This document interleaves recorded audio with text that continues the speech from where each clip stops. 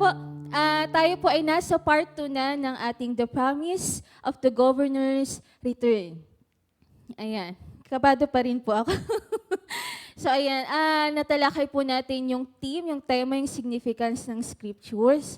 Ayan, kung babalikan po natin, maraming nagsasabi patungkol sa naging tema ng Old Testament. Sinasabi nila na ito yung naging reason ko bakit nagkaroon ng religion. At sinasabi nila yung Old Testament ay para lang sa Israel at kung ano-ano pa. Pero ang Old Testament daw, sinasabi dito, ay para sa ating lahat.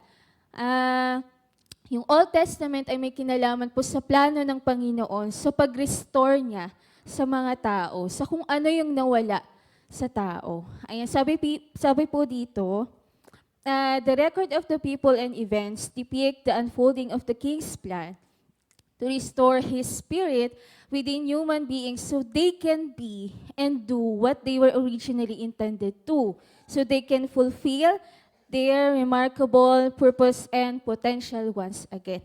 Ayan, paulit-ulit po nating tinatalakay po rito yung reason kung bakit i-restore ng Lord yung governor sa atin. Ayan, para yung purpose na binigay sa atin ng Lord ay siya nga pong maganap. Ayan. Next, sabi po rito, ito yung sinabi ng Panginoon. Sabi po dito, my purpose in creating the world was disrupted and I'm going to correct it. My spirit can no longer live in the earthly residence I created. Kasi nga nagkasala ang tao. I will therefore restore my spirit to humanity so my kingdom can function on earth again. So hindi lang nire-restore ng Lord yung governor sa atin, yung spirit niya sa atin, kundi nire-restore niya rin kung ano yung purpose niya talaga sa atin, pati yung kingdom niya mag-function talaga dito sa earth. Kasi tayo po yung binigyan ng authority, kaya nga lang po nawala iyon sa atin dahil nga sa kasalanan. Pero nire-restore naman po sa atin ng Lord. Sabi po rito, here's the program. Your rebellion has put you in a hopeless situation. I am therefore going to come to the earth personally and I will provide a way of restoring purity of heart and wholeness to you so that the governor can come to live in you again. Ayan, ito pong lesson na to, mas nakafocus po siya doon sa restoring purity of heart and wholeness to you so that the governor can come to you again. And kailangan natin ng holiness para yung governor ay tumira sa atin. Ayan, mamaya po mas dadaanan po natin yan. Sabi po rito, humanity's need for holiness. Kailangan talaga ng tao ng holiness. Kasi nga, nagkasala yung tao, nawala yung spirit niya, but yung privileges, yung benefits natin sa kingdom niya, nawala rin yun. Kasi nga yung spirit ng Lord nawala. Sabi rito, the Old Testament emphasizes the fact that when Adam and Eve lost the Holy Spirit, humanity became unholy. Naging unholy tayo dahil nga tayo ay nagkasala yung tao. Ayan, sabi po rito, sa mga susunod po na Sunday, mas matatalakay po natin itong Holy Nation, a Kingdom of Priests, para makita natin kung paano ba talaga tayo kikilos bilang mga anak niya. Ayan, paano tayo magagamit ng Lord para ma-influence yung earth ng heavenly government. Ayan, next. Nabalikan lang po natin yung nakaraan, So, since humanity needs for holiness, ayan, ano po ba talagang ibig sabihin ng holy? Aside from being pure or being clean, sabi po rito, ang holy ay devoted. Sabi devoted, very loving or loyal. Another word for devoted po ay dedicated. So, ibig sabihin, dun ka lang nakalaan. So, yung pagiging holy, hindi lang siya basta malinis ka, unmixed ka. Ayan, kasama po dito yung pagiging loyal sa Panginoon. Ayan. Next. Tapos, kasama din doon yung pagiging dedicated sa Panginoon. Kaya sabi po dito, in relation to human beings, the King said, His people needed to be holy unto me. Yun yung kailangan ng tao. Sinasabi ng hari natin na His people needed to be holy unto me. Ibig sabihin, kailangan maging pure sa Kanya, maging dedicated sa Kanya, at maging devoted tayo sa Kanya. So yun po yung ibig sabihin ng holy. Ayan. Next. The Creator King described Himself as a holy God. So, binabanggit po natin ito madalas po, no, pati sa Bible nakikita natin. He is holy. He is a holy God. Sabi dito, it means that He is true to Himself. Totoo siya. He is faithful and consistent in who He is and what He desires, what He says, and what He does. Kung anong sinabi niya, yun talaga yun. Tapat po ang Panginoon. Kaya sinasabing, holy God, hindi lang siya pure, hindi lang siya banal, kundi tapat din siya sa kung sino siya. Ayan, kung sinabi niya, ang Diyos, siya ang nagpapala sa iyo, mangyayari yun. Magpapagpapalain ka talaga ng Panginoon. Okay, next. The King is fully integrated or unified. Ito yung tinalakay po natin nakaraan na merong pagkakaisa dun sa tatlong persona ng Panginoon. The God the Father, the God the Son, and the God the Holy Spirit. Ayan, kung ano yung gusto ng Ama, nangyayari, nagkakaisa sila. Kumbaga, nag-a-agree din yung Holy Spirit, pati si Jesus. Ayan, kumbaga, kung ano yung plano nila, ayan, walang pumapalya. Walang pwedeng, hindi ko gusto yan. Kaya kaya sinasabi dito, the King is fully integrated or unified. Sabi dito, His nature is so pure that He can never have an ulterior or deceitful motive. So sobrang pure ng Panginoon, sabi dito, He can never have an ulterior. Pag sinabing ulterior ay lihim. Siya pwedeng magsikreto, hindi siya pwedeng gumawa ng hindi maganda. Kasi nga, pure talaga siya. Ayan. This is why the King cannot lie. Pag sinabi niya siyang pagpapalain ka niya. Pag sinabi niyang iingatan ka niya. Kaya kailangan, natutunan ko ng January, pinanghawakan ko yung may binigay na blessing ang Lord doon sa tao. Pero sinasabi niya doon na kailangan mong mag-agree sa akin. Kasi kung may word ang Lord sa'yo, kailangan mong mag-agree doon. Kasi kapag hindi ka nag-agree, hindi yan mangyayari sa'yo. May word ang Lord, okay, tanggapin mo, mag-agree ka doon. Importante yung agreement. Ayan, next. Ito naman, sabi dito sa atin, having personal holiness, therefore, means to be one with yourself. Kailangan magkaroon ng kaisahan sa'yo. Kaya sinasabi po dito sa Matthew 5:48, be perfect or holy just as your King Father is perfect. Kung ano ang Ama, dapat ganun din ang anak. Kung perfect or holy ang Ama, dapat ganun din yung kanyang mga anak. Na sinasabi po dito na be one with yourself as your King Father is one with Himself. Ito yung sinasabi ko po nung nakaraan na kung sinabi mo sa sarili mo, sa puso mo, sinalita mo mula sa puso mo na magiging ganito ka, magbabago ka na, kailangan makita yun sa pagkilos mo. Kailangan may kaisahan yung spirit, yung soul, and body. So yun yung in-impress po sa akin ng Lord. And then sabi po dito, merong binigay po na practical na application pagdating sa holy, personal holiness. Sabi dito, if you say that you will do something, you do it. Pag meron kang sinabing gagawin mo to, gawin mo. Kailangan magkaroon ng kaisahan sa sinabi mo at sa ipapakita mong pagkilos. Ayan, sabi rin po dito, if you promise something, ito, medyo pumapayat.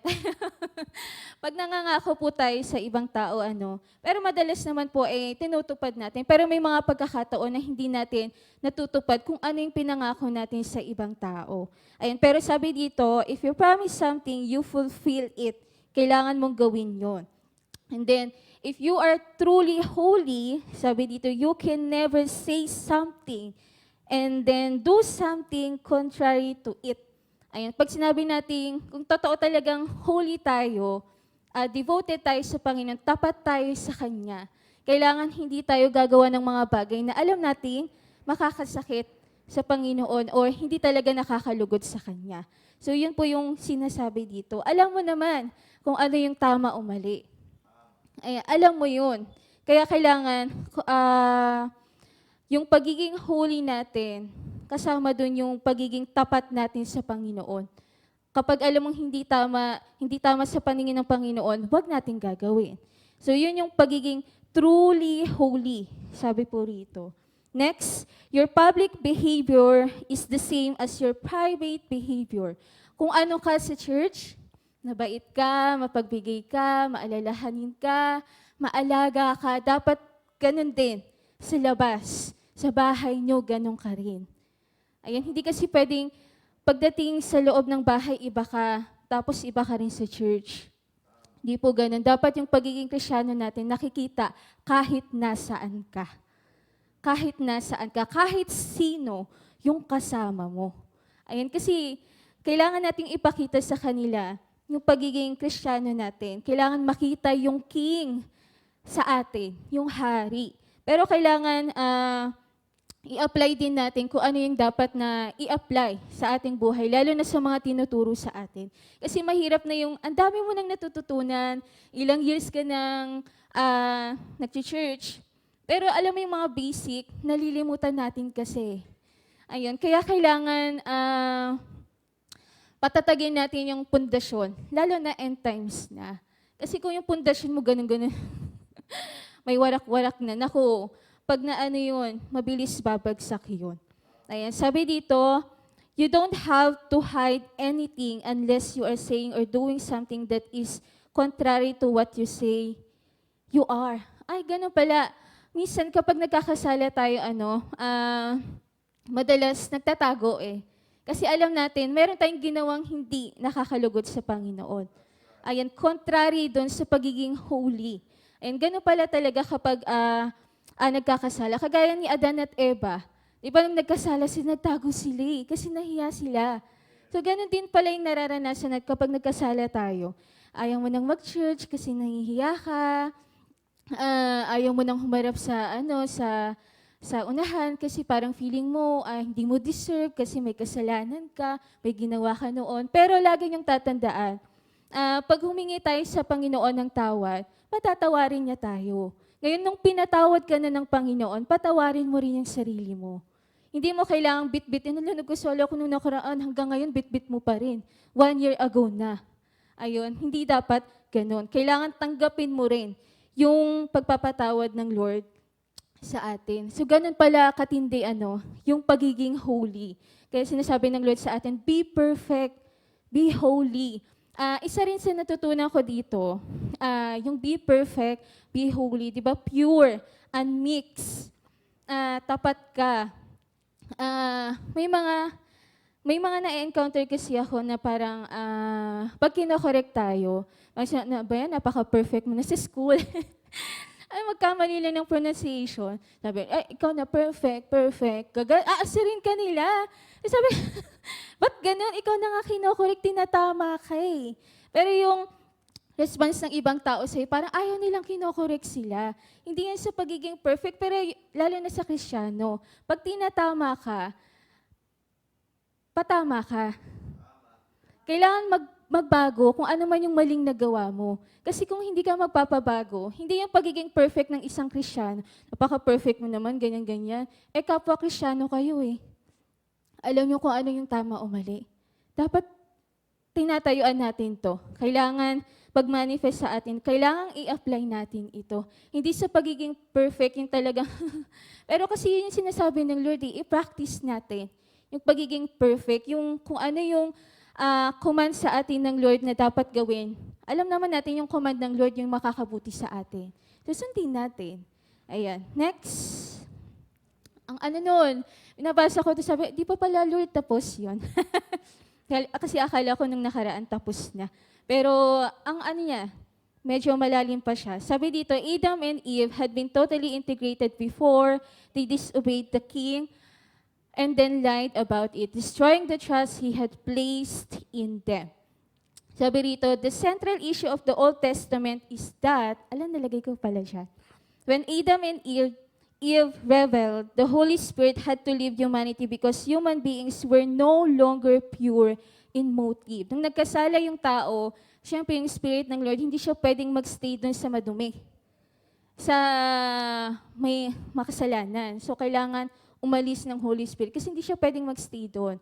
So, nung nagkasala ang tao, nawala yung Spirit ng Lord, ayun na, sabi dito, human beings were no longer pure in motive. Ayan, pwede bang buksan niyo po yung Bible niyo po sa Genesis chapter 3, verse 1 to 6. Bakit sinasabi na no longer pure in motive na ang tao? Hindi na pure, hindi na malinis yung motive ng tao.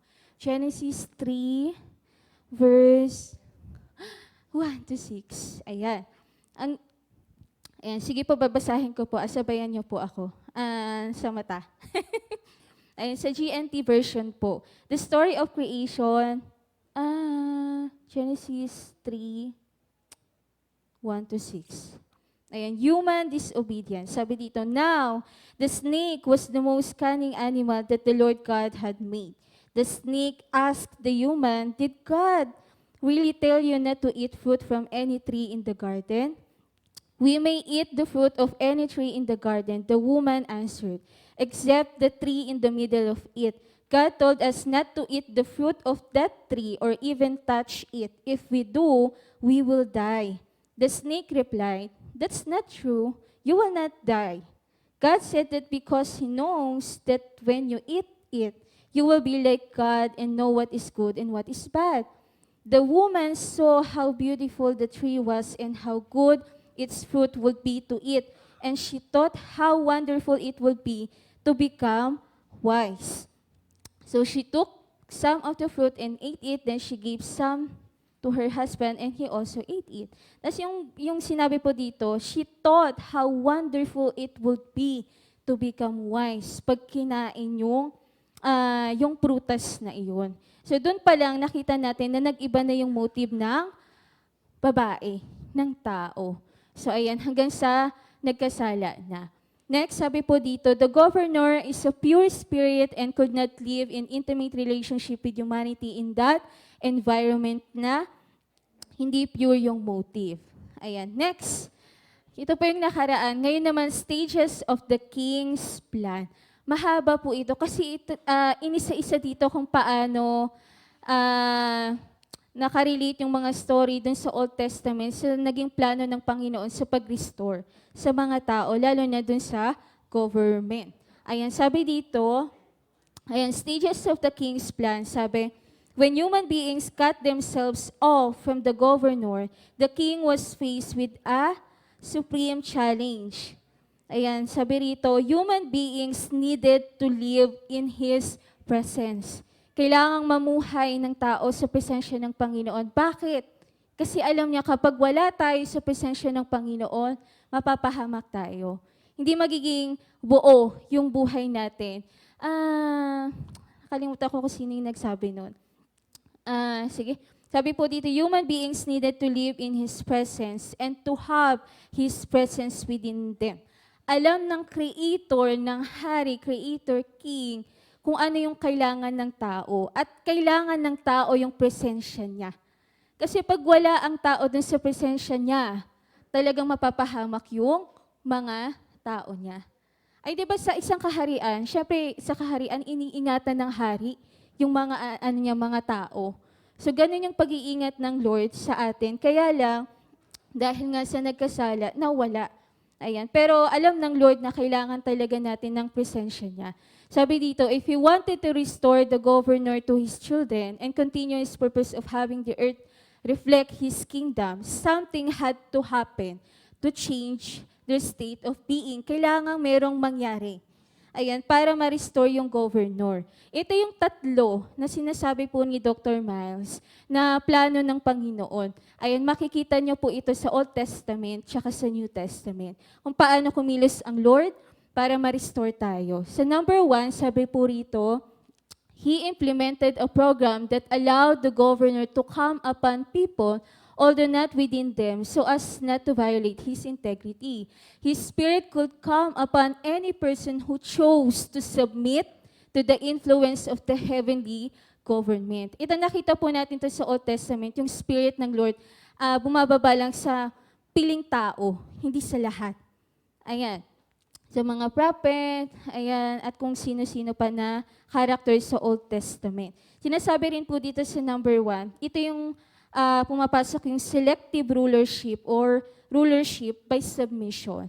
Naalala ko po dito si Samuel. Yun na lang po yung isa sa halimbawa po. Kasama po siya ni Prophet Eli po ba, Eli? Eli. Ni Prophet Eli.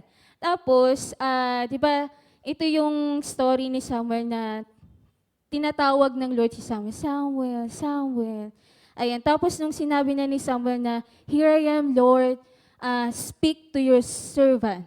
So meron dong submission din na nangyari. Ayan, sabi rin dito, yun yung isa sa halimbawa ng submission, tapos yung spirit ng Lord sa tao, pili lang, hindi lang sa lahat. Ayan. Next, ito po yung number 1. Pangalawa pong sinasabi na, ayan.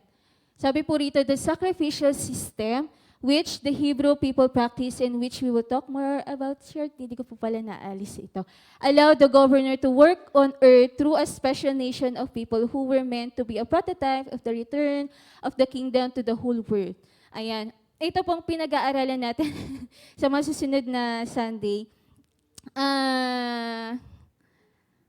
Tuturuan tayo ng Lord kung paano ibubuod yun. Kasi yung talagang mismo kung paano kumilos ang Lord mula sa simula, ayan, hanggang sa ma-return na sa atin yung governor. Ito yung sacrificial system, ito naman yung, di ba yung pag-o-offer sa Lord, kailangan i-offer mo tong hayop na to para patawarin ka ng Panginoon, yun. Yung sinasabing the sacrificial system. Next, yung pangatlo naman na naging plano ng Panginoon, the King Himself would come to earth to restore integrity to humanity and thus provide a way for the governor to again live within human beings on a permanent basis. So ito na yung pangatlo na siya na mismo yung pumunta rito sa earth. Ayan, para yung, diba yung sacrificial system, pag nag-offer ka ng ram o kung ano man yung pinapa-offer sa'yo ng Lord, tapos sinusunog nila, nagiging ano tawag doon?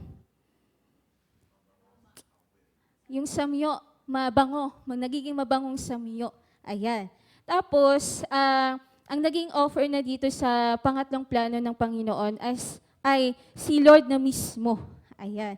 Next, in Genesis, when the king said that the offspring, ito po si Jesus, will come and crush the head of the serpent, this was actually the first promise that He Himself was coming to earth. Doon pa lang pala sa Genesis, nakita na natin yung pangako ng Lord na i-restore niya yung tao. Kasi hindi pwedeng hindi mangyari yung sinabi niya.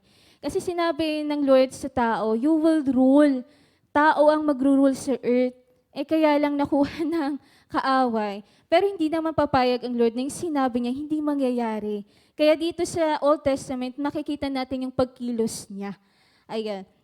Sabi rin dito, the first promise that He Himself was coming to earth, incarnated as a human being and will defeat humanity's deceiver. Basahin po natin sa Genesis 3:15. Ayan. Sabi po rito, I will make you and the woman hate each other, her offspring and yours will always be enemies. Yung offspring, yun yung sa tao. Ayan. Tapos yung enemies, yung tinutukoy dito is yung kaaway. Yung si Satan. Kung sino man yung niya, kasamahan niya. Pero sinasabi dito nung sinesearch ko kung sino yung kasamahan ng kaaway, sila din, tao rin pala yun. May iba doon na tao na sumasang-ayon sa kanya. Ayan, kabilang sa ng kaaway. Kaya sinasabi, may verse doon na sinasabi sa New Testament na yung father of lies, ayun. Nakalimutan ko yung verse, pero tugma sila So hindi lang pala yung talagang yung sinama ng enemy ni Satan doon sa langit, naging kampon niya. Ayan, pati din pala, pwede rin pala yung tao na sumasang-ayon sa enemy. yung sumasamba sa Kanya. Ayan. Yung specific talagang sumasamba sa Kanya. So, yun. So, magkaaway yon. And then, yung offspring dito will crush your head. Ito yung, ayun na, yung tao. Tapos si Jesus, nung siya ay ipinako na sa krus. Next, the prophet Isaiah wrote, For to us a child is born, to us a son is given. And the government will be on his shoulders, and he will be called Wonderful Counselor, Mighty God, Everlasting Father, Prince of Peace. Ito yung tinutukoy na si Jesus. The King Father was preparing the earth to receive the King's Son, and the old sacrificial system will be replaced. Kasi parang sa Old Testament, di ba, laging may ino-offer na hayop. Ayan pa. Siguro kung hanggang ngayon, baka maubos na yung hayop dito. No? Kung hanggang ngayon, ganun pa rin yung practice natin. Pero sabi rito, the Lord replaced it by a permanent sacrifice made by the King's Son Himself. Permanent sacrifice. Si Lord na mismo yung nag-sacrifice sa atin. Kaya hindi na dapat pala talaga ginagawa yung pagpapahirap sa yung mga ganon. And kasi si Lord na mismo yung nag-sacrifice sa atin. Permanent na yun eh. Next, sabi po rito, from Genesis 4 onward, therefore, the King Father was working to set apart and preserve a lineage dedicated to His Son's eventual coming to earth. So yun na, kung mapapansin sa Old Testament, andun na mula kay Abraham, tapos papunta na kay Isaac, Jacob, hanggang sa ipinanganak na si Jesus na physical. Ayan. Makikita natin doon yung pagkilos ng Lord sa mga stories sa Old Testament para ma-preserve niya yung pagmumulan, ayan, ng lahi kung saan ipapanganak si Jesus dito sa mundo. Ayan. Next 15 minutes. Ayan. Influence over Earth's environment. Iisa-isahin natin po dito. The governor's presence on earth through the submission of individuals to the heavenly government was always accompanied by the manifestation of kingdom influence over the earth's environment. Kapag yung presensya ng governor, kung nasaan man siya, ayan, sabi dito, nagkakaroon ng manifestation ng kingdom influence. Ang naalala ko po nung summit, syempre po, January 1, Genesis 1, nung binabasa ko po yung Bible reading natin, nagmanifest, ang tawag doon? Nag-ano sa akin, nagrema sa akin yung Holy Spirit sa Genesis chapter 1 verse 2. Basahin niyo po. Wait lang. Maganda po kasing basahin iyon. Genesis chapter 1 verse 2. The earth was formless and desolate. The raging ocean that covered everything was engulfed in total darkness. And the Spirit of God was moving over the earth. Sabi dito, governor's presence, kung nasaan yung Spirit ng Lord, ay nagmamanifest yung kingdom influence dito sa mundo. Tapos sinasabi din dito sa verse 2, the Spirit of God was moving over the water. And then, naalala ko yung sinabi po ni Pastora Joanne, na kung, ini-imagine ko po kasi, yung sinabi niya na, the Spirit of God was moving over the water. Tapos kung saan pumupunta yung Spirit ng Lord, nagkakaroon ng buhay. Let there be light. Let there be, nagkakaroon ng ganon. So ito yung sinasabi dito, the governor presence on earth through the submission of individuals. Nagkakaroon ng manifestation ng kingdom influence. Ayan, nagkakaroon ng healing, nagkakaroon ng restoration. Sabi nga sa kanta, where the Spirit of the Lord, there is freedom. Merong kung ano man yung kailangan ng tao, kung ano man yung kailangang buhayin sa tao. Ayan, kung nasaan yung Spirit ng Lord, nagkakaroon ng buhay kung saan man siya pumunta. Ayan. Sabi dito, in other words, when the king made himself known to people and they responded by yielding to him and his redemptive purposes, miraculous things would happen on earth. Sabi dito, yet what we call miracles were not extraordinary from the point of view of the kingdom of heaven. Yung miracle pala, hindi dapat ito ah, hindi dapat natin tingnan na parang, wow, extraordinary ito. Pero kasi yun talaga daw, talaga yung nangyayari sa kingdom ng Lord. Merong miracle talaga. Kumbaga, kapag nagkaroon ng miracle, dapat hindi na tayo manibago sa ganun. Kasi natural na lang yun sa kingdom ng earth. Ayan, yung presence ng Holy Spirit ay nasa atin. Kung ano yung kailangang i-restore ng Holy Spirit sa'yo, i-restore niya yun. Sabi dito, ba't naiyak ako? Kung nasan yung Spirit ng Lord. Ang tindi pala kasi yung Holy Spirit na sa atin eh. So, ibig sabihin, kung nasaan ka, kasama mo yung Holy Spirit, pwede kang magamit ng Lord para mag-heal ng tao. Yun talaga yung purpose natin, yung heavenly government ma-influence dito sa mundo. So, yun talaga. Sabi ko, wow, Lord, ang tindi pala. Salamat po, Lord. Ayan. Ayan. Basok na po sa ilong ko. Okay na po. Ayan. Ang alala, napakabuti ng Lord kasi tayo nakakilala sa Lord eh. May Holy Spirit tayo eh.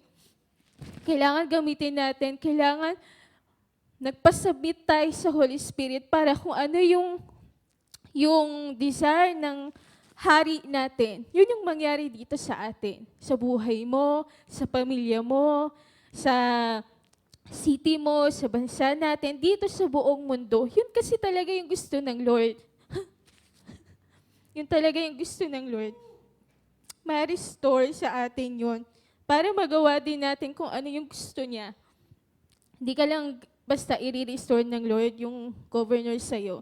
Kundi para ma-execute din yung gusto niyang mangyari dito sa mundo. Kasi hindi siya papayag na hindi mangyari yon. And then, sabi rito, they were natural outcomes, miracles of the influence of the heavenly government in the lives of those yielded to the king.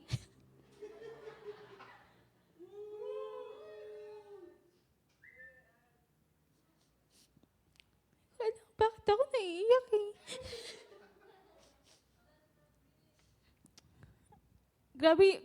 Grabe ang Lord. Ayun lang. Ayun, so sabi dito, yung miracles dito, natural outcomes lang yun ng influence ng heavenly government dito sa mundo. Kaya dapat hindi na tayo, wow, hindi naman sa hindi mawawaw, kundi dapat hindi na tayo mabigla kasi natural lang yun na mangyayari. Ayan. Next, sabi rito, the Creator, Noah and the flood naman. So dito natin makikita kung paano ginamit ng Lord yung mga character sa Old Testament para ma-fulfill yung promise niya, yung kagustuhan niya, yung will niya para sa atin.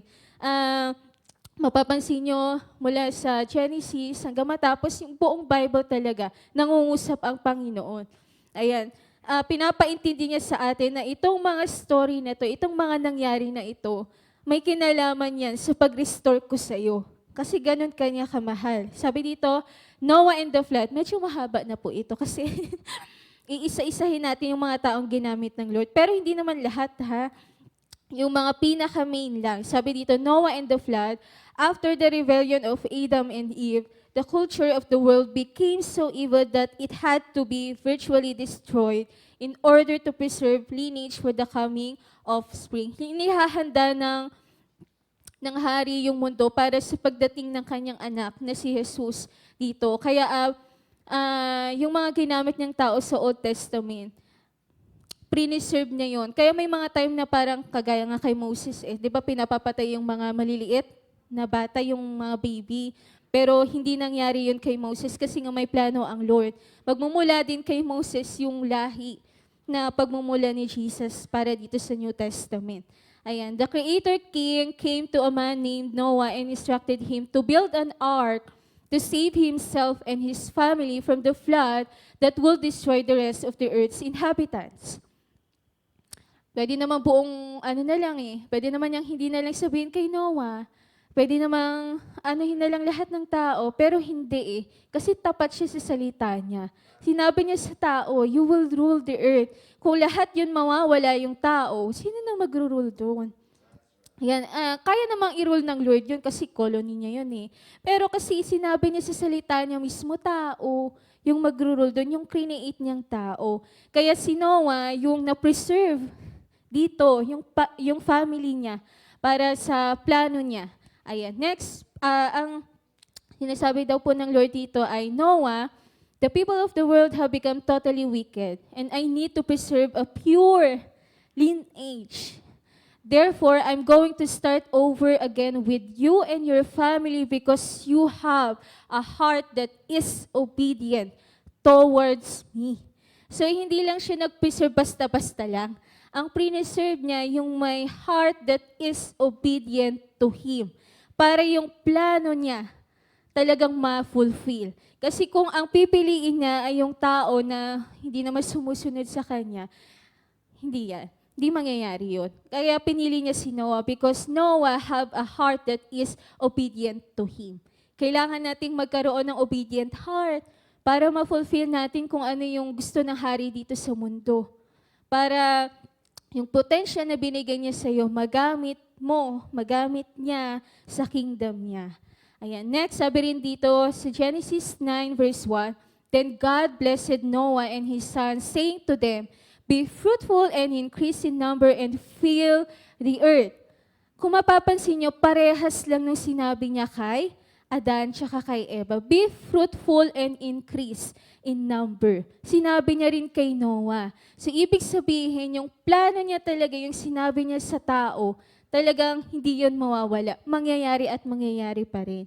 Sabi dito, the king was continuing the same program with Noah's family that he had begun with Adam and Eve.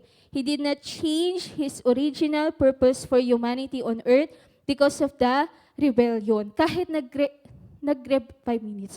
Kahit nag-rebelde yung tao, hindi niya hinayaan na hindi mangyayari yung sinabi niya. Ayan. Kaya sinasabi dito, ang galing lang kasi kung ano yung sinabi niya kay Noah, sinabi niya rin yung kay Adan eh. So, ibig sabihin, talagang porsigido ang Lord na talagang tapat siya sa salita niya. Ayan, sabi rin dito, instead, he was working out his plan to restore it. Noah was not the actual source of the restoration, but was part of the pure, set-apart lineage, yung sinet apart ng Lord, para dun magmumula yung offspring na sinasabi niya, natatalo sa kaaway, which is si Jesus. Sabi dito, that needed to be preserved for the coming of the offspring. So, isa lang yan si Noah. Next po, si Abraham. He told Abraham that even though he and his wife were old, they would have a child. This child will be the beginning of a great nation, which in turn will be a prototype of what the kingdom of heaven on earth was supposed to like. So ito, nakita rin natin dito yung pagkilos ng Panginoon, yung pangungusap ng Lord kay Abraham. Nakita din natin, may miracle din dito eh. Kasi tingnan mo, matanda na eh. Parang sa atin, sa science, sa pananaw ng tao, hindi na pwede kasi matanda na eh. Pero sinabi kasi ng Lord eh. Kaya nangyari yun. Kaya siguro, ini-imagine ko, ano kayong reaction ng mga kapitbahay nila Abraham? Wow, matanda na, buntis pa, ayan, ganyan. Nagkaroon pa ng anak, ganyan. Parang, wow. Ibig sabihin, alam niyo yun, mapapansin nyo kung saan kumikilos ang Panginoon, laging may miracle. Laging yung heavenly government, pag kumilos, nagmamanifest yung kaharian ng Panginoon. Sa atin din, nagmamanifest din sa atin kasi nasa sayo yung presence ng Lord. Nasa sayo yung governor, yung Holy Spirit. Next, moreover, one of his descendant will be the promise of spring. Siya din yung panggagalingan ng lahi. Ayan, Sarah's ability to conceive, ito po yung sinabi ko kanina, and bear a son in her old age was a result of Abraham and Sarah's willingness to cooperate. Ito yung maganda. Sabi dito, a result of Abraham and Sarah's willingness to cooperate. Kung Sa kingdom ng Lord, kailangan nating maki-cooperate. Hindi pwedeng nakikinig ka lang. Alam mo yung plano gagawin sa Jagswalk. Kasi, oy, may mag-share tayo. Kailangan makipag-cooperate. Kasi yun yung yun yung gusto ng Lord eh. Kung mapapansin nyo dito, yung mga ginagamit ng Lord talagang may heart of obedient, willingness, cooperate. Nandoon eh. Kaya sinasabi ko kanina, hindi pwedeng, kailangan talagang may kaisahan. Pala po, yung po pala yun. Okay, next.